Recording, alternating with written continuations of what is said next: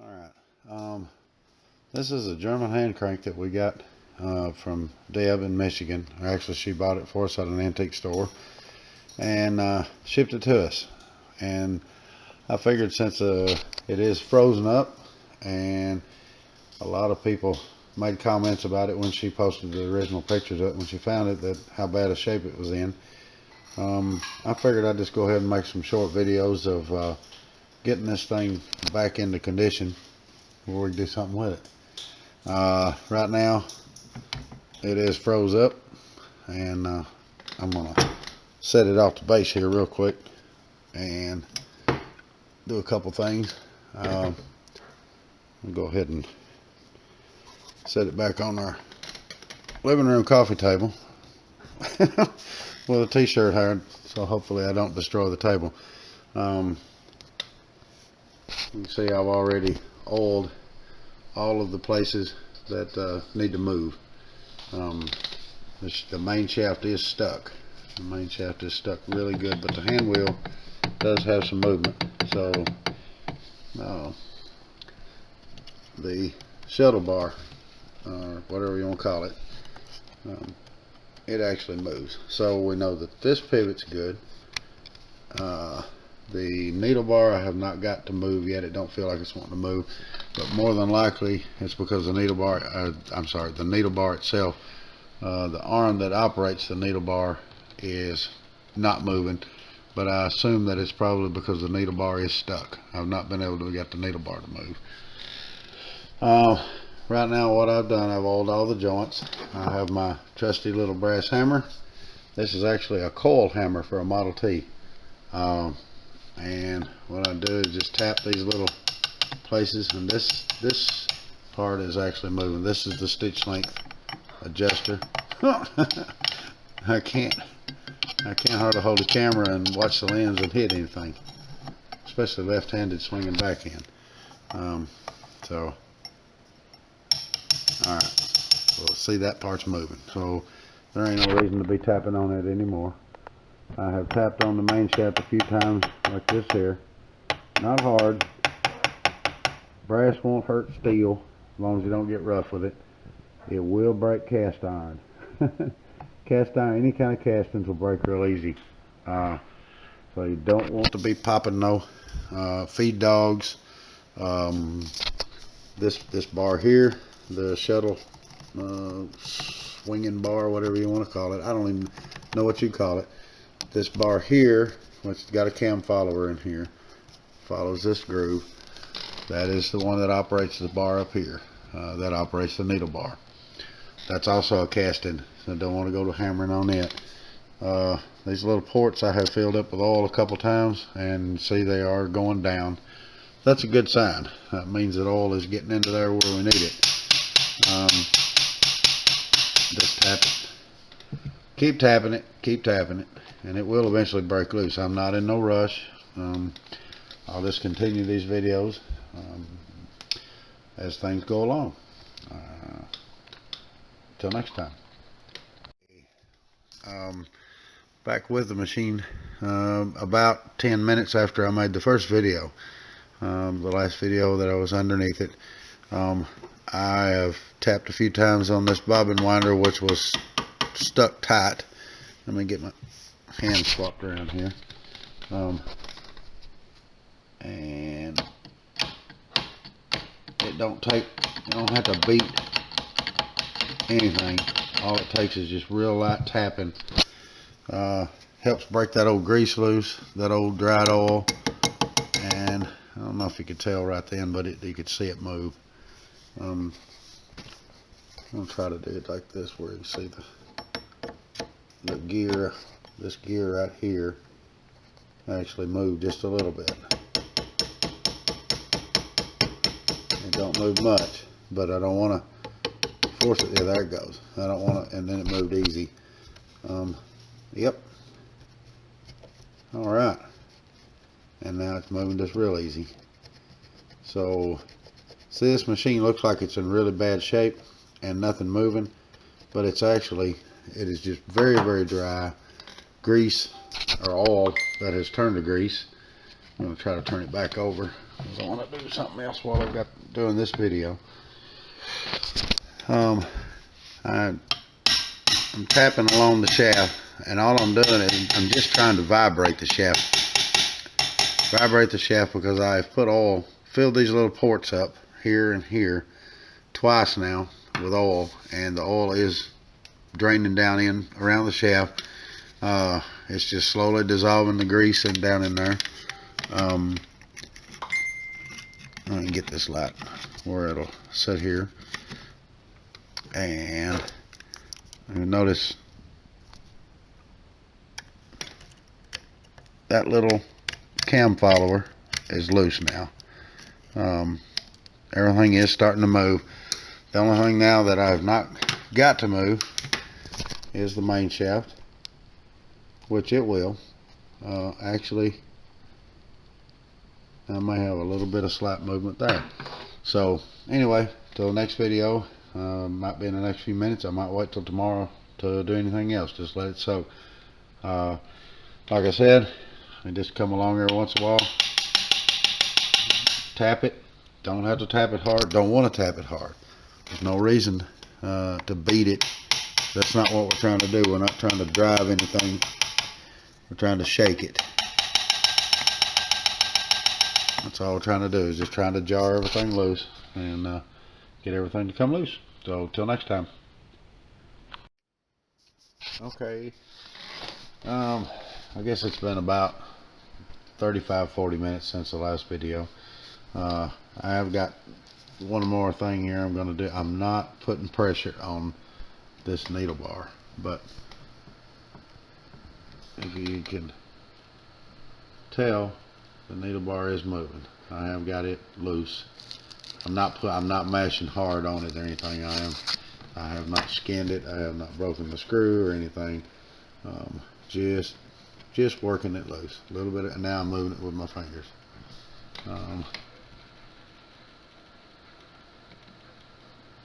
Yeah, I think you can see in the video that it's moving. That's good, because all I like now is, now the needle bar would start to move up and down if I can get the main shaft to move. This little piece in here, there is a little bar in here that slides in and out as this goes up and down in the arc. That this actually, between this point and this point, will get longer as it goes up. In the middle ways, it'll get shorter, get long. And anyway, so that has to extend a little bit in there. I'm not sure if that piece is frozen right now. I'm going to try to get this machine loose without taking it apart. To begin with, anyway. I'll eventually take it apart, but right now I would like to get it freed up where it will move without taking anything off. But I have continued tapping. In fact, I've done quite a bit of tapping on that needle bar. Very light. Pretty much all I was doing was kind of just like that. That's about all it takes. Tap a little bit on it down there like this, and it, like I say, it's not to move anything with the hammer. It's to shake it, get the oil to slowly absorb, slowly break down the hardened oil. Tap on the shaft, tap along it. Right here, the painted parts, I don't tap on them. I'm not planning on repainting this machine, so every flake of paint that's still left on it, I want it to stay. These parts I will take out and polish. I want either that, or I will spin them. Off of this end with a driver, polish them with them in the machine, because they do have tapered pins driven in them, I believe. No, those are screws. So I can probably take this whole main shaft out of this machine, make it a lot easier to polish. That's about it for this video. I feel like I'm moving the main shaft, but it is just barely moving. I think either in a few more minutes or maybe tomorrow night it will move. Then again, I'm not in a hurry. I'd rather take it easy, take it slow, and this machine's going to come loose till the next time. Okay, it is the next morning. and got a few things that have came loose during the night. One thing I need to stress, this on this particular machine, this is not a screw. This is an eccentric. I'm going to take that. I went ahead and I loosened this lock. This is a lock screw back here. This is locks eccentric. I'm going to go ahead and take that out. I got up this morning, this was already loose. But what this does, you can see hold on. You can see when I turn it, it moves back and forth. The reason it does is to set the mesh of the gear down there. So like I said, this is not a screw, it's an eccentric, called an eccentric, or cam. Some people want to call them cams. I'm trying to do this with one hand, that's kind of hard. Another thing I need to stress, you're going to have a lot of different screwdrivers working on one of these things. They weren't, at the time that a lot of these machines were built, they hadn't standardized things, so there wasn't a number 1, number 2 as much as there is now. So I can't do this with one hand. I want to try to go ahead and get that off, because I wanted to do a little with the bobbin winder.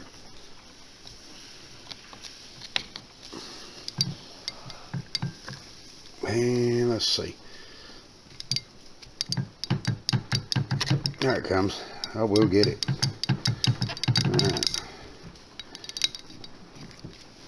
Alright, so there is the hand wheel off. And yes, I'm in my pajamas. I just got up a little while ago. And alright, so we're going to set that right there for right now. I'm going to put the lock screw back in it so I don't lose it. Doing that for the sake of the video mainly. I usually don't have a lot of problems forgetting where things came from. I don't know why. It's just something I've always been able to do. Alright, this right here is the clutch.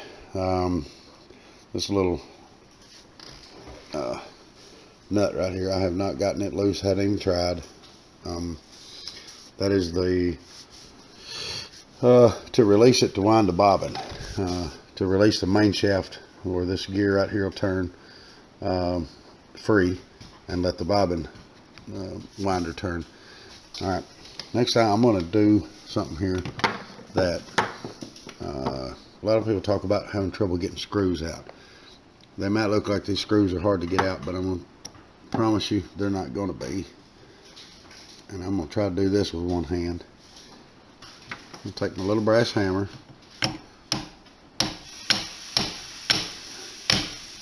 knock it sideways. Yeah, this is a lot easier with two hands. Okay.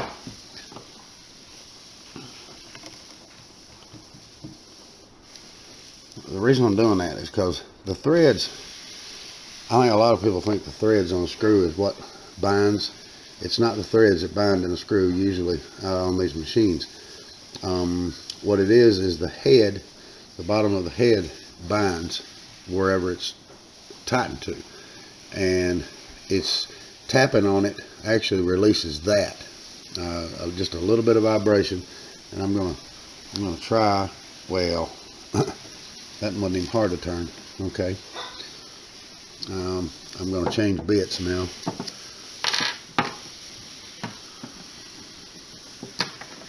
Oops, wrong screw. You don't have to tap on the screw. I ain't gonna be able to. Like I said again, I'm using a brass. You use brass. Brass will not dent steel. Like you'd never ever use a steel hammer on these machines. Okay.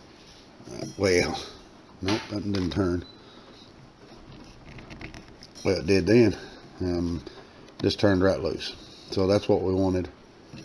If you ever seen a lot of screws with the slots ripped out of them or dented, stuff like that, that's where somebody has tried to turn it dry without vibration. See, I'm turning that screw with my fingers now. There's one under here I'll get later. I want to get this bobbin winder off.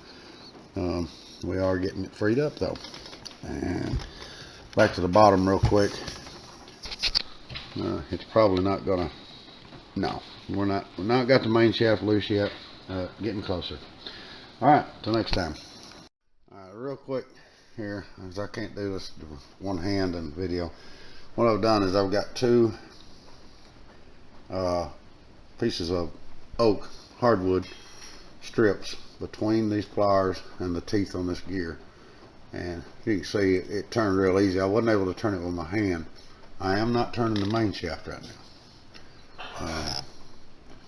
I probably will pretty easy, but don't want to put a lot of pressure on it because that little nut right there, the little stud sticking out, will break off really easy. So I'm not going to put a lot of pressure on it, but anyway, I wanted to make this quick short video of how I've got a hold of this gear.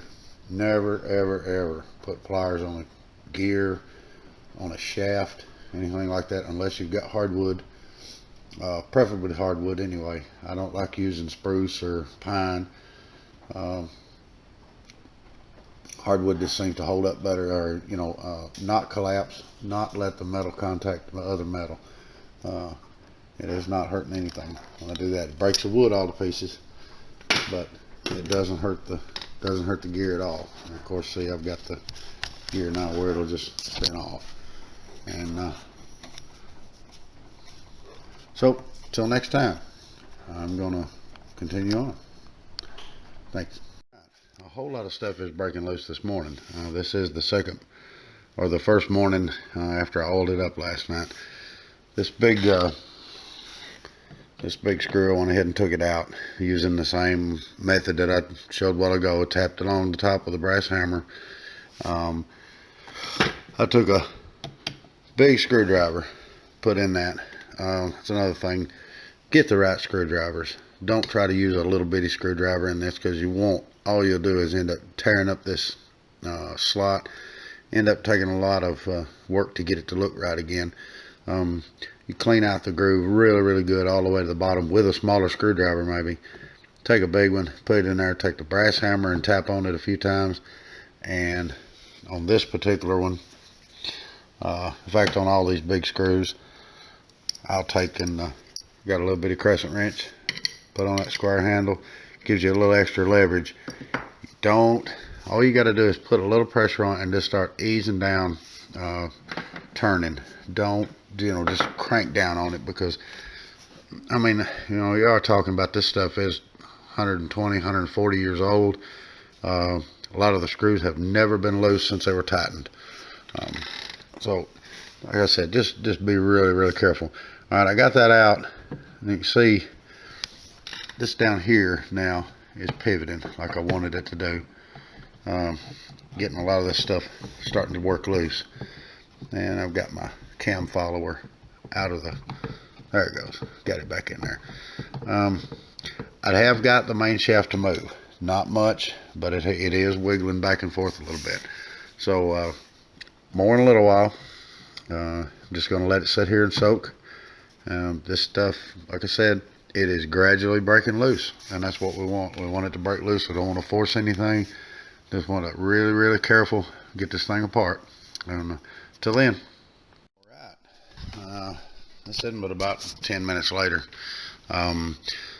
before we took this screw out to where this would move. Okay, what that allows it to do is allows us to twist this needle bar. I'll see if I can get a video. Yeah, you see the needle bar is moving now. It is twisting. I can't stress enough how much, I mean, we're talking very light pressure to get this stuff to start moving. Don't, grab a hold and yank. Just do like this, because This thing here, like I said, I can't stress enough, this will break so easy. I can tell you it will from personal experience. I have broken one similar to this, and you talk about a sick feeling when you spend a lot of time like this on one, and then all of a sudden you have broken a piece that you can't replace. I mean, there is no replacing that part. There's ways of fixing, kinda, sorta, but it'll never be right. It's always going to be a weak point. But anyway, I do have this loose now, and also that piece is moving in and out. That's another thing we really wanted to do. Before we start trying to get this thing, any further apart. The next thing I am going to do is I'm going to take this screw out, and I'm going to take some emery cloth and oil, and I'm going to take what rust off of this that I can get. This needle bar is going to have to come out this way, come out the top, and it helps a lot when this is clean.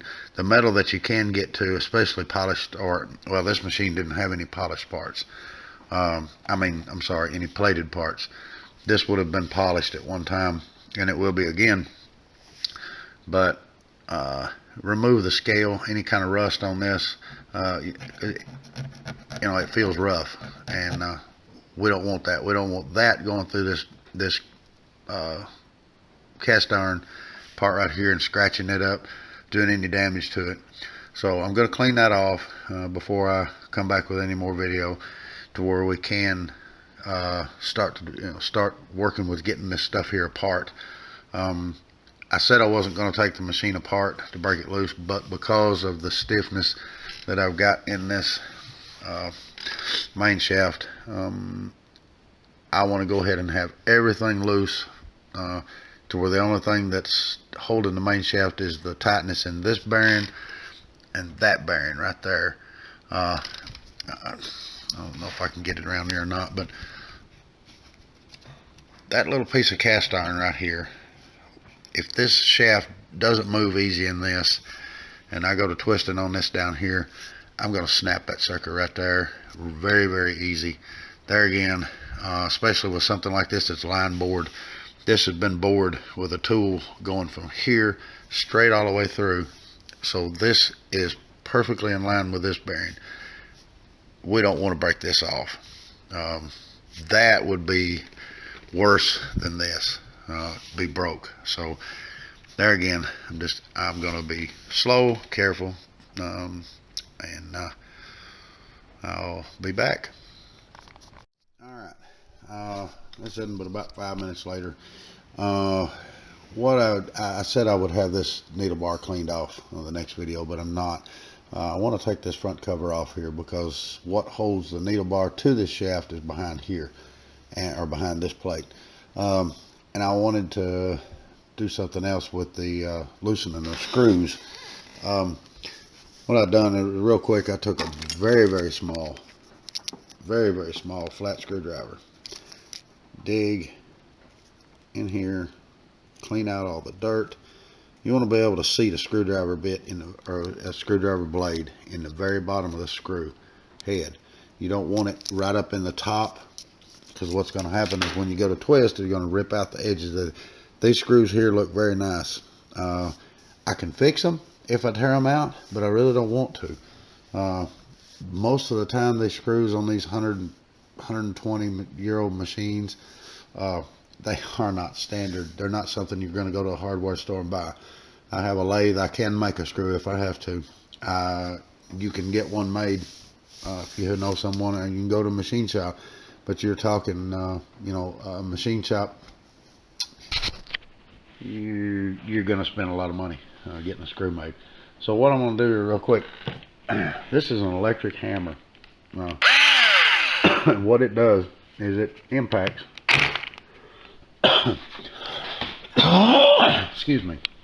I'm not going to do this very hard, because I can't do this with one hand. I'm going to put this over the bit. Do that right there. And that's all I'm going to do.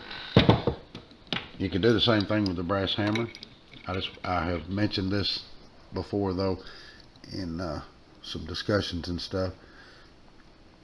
And I'm putting a little pressure on this. I may not turn it this time. Actually, I may have to turn the video off. Yeah, I'm going to have to turn the video off. I did not twist that out. I just folded the screwdriver bit over. I'll have to turn the video off, do what I did again off video, and come back and have these screws out. And I'll explain the binding head and why these screws are so hard to get out sometimes. Till then. Alright, I'm back. I guess I will not explain a binding head while I'm working on it. These down here are going to be binding heads. I really thought these were, but they're not. I haven't taken that out yet. These suckers are dirty. A lot of old grease, dried up oil, whatever. That one came real easy. You see, I did not damage the heads on these screws. By doing what we're doing, tapping that bit in. What you're doing is when you tap that bit in there, like I said in another video, the threads aren't what binds in most of these machines. It's the bottom of the head. See, I don't know if you can see the little shiny area right there on the bottom of the head. That's where this head of the screw was locked against this.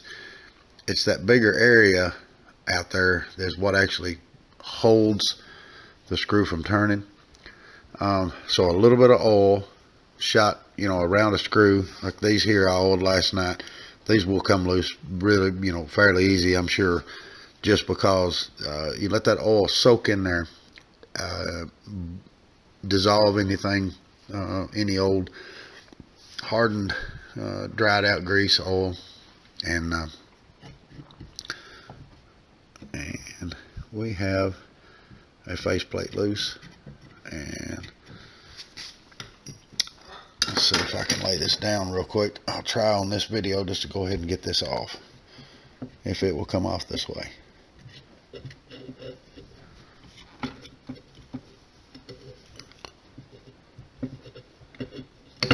Oh, there we go. That's not what I wanted to come loose, but that's fine that part came loose. Having a little trouble seeing right now on the video, or doing it with the video. With my hands full, I can't do all that.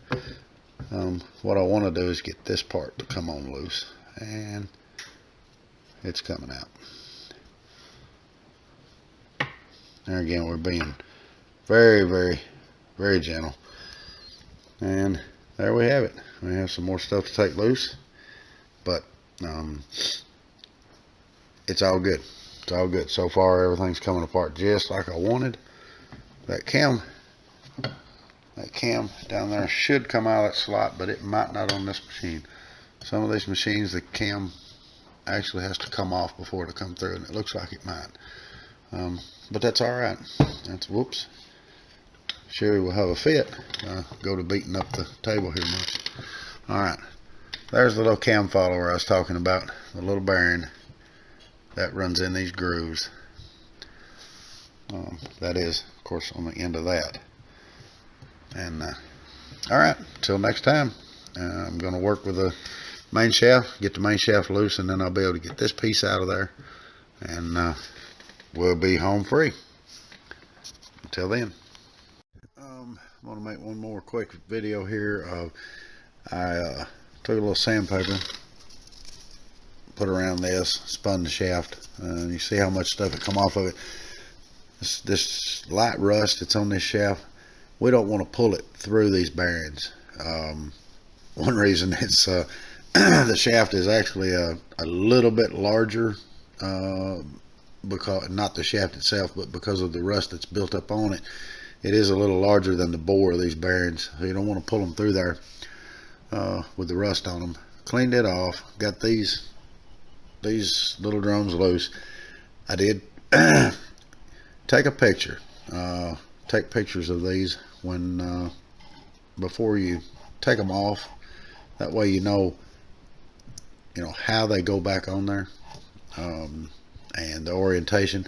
If you put this back on the main shaft flipped over with this over here, everything's going to be screwy, and you're going to end up breaking a needle or binding the machine.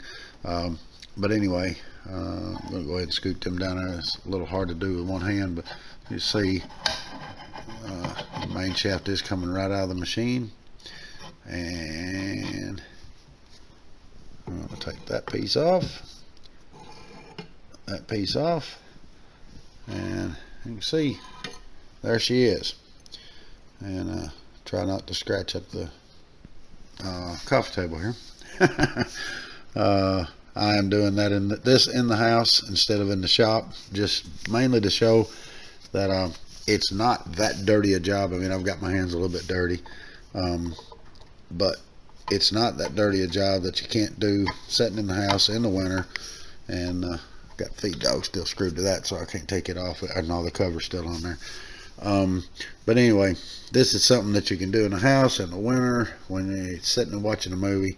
As long as you cover up your table, careful with several layers of material, or foam padding, something like that, where you don't scratch stuff. It's not something that you got to do in the shop on the workbench and a concrete floor, and have to have 3 showers after you're done messing with it. Like I said, get a little dirty. That's all right. It's all going to wash. Pretty much all this stuff's fixing to go in either evaporust or a little bit of soap and water, hot soapy water, and clean all up with that. I want to preserve the paint on, painted parts anyway. Do have a few parts that still a little fussy about wanting to come apart, but they will. And till next time, I'll be back with some cleaner parts maybe. Thank you. I was getting all this apart to be cleaning this stuff, and I ran into something here. I thought I would go ahead and video and make a point. Anyway, these things are like a jigsaw puzzle. This needle bar has got a screw in the side of it here. You can see there's a hole right here to access that screw, but the presser foot bar is in the way doing that. I've done had this apart, so you back that up. This piece here looks like a little flat bar sticking out of there, but it's actually threaded. Alright, that little piece comes out. Let me swap hands here, see if I can't get this presser foot bar back out of there. It took a while to get this apart. The reason it did is because I sand these areas right here, sand the scale, real fine rusty scale off of this stuff, and work it back and forth. You want to be really careful. You wouldn't believe how easy it is to crack these pieces of cast iron when you force a rusty bar through them. Alright, now I can access that screw. This is hard to do by one hand. I'm not used to doing stuff like this with one hand.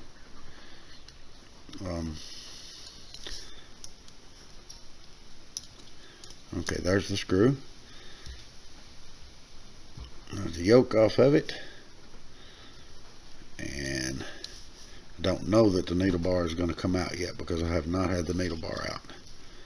Okay, now it's going to take a little bit more twisting, working, cleaning.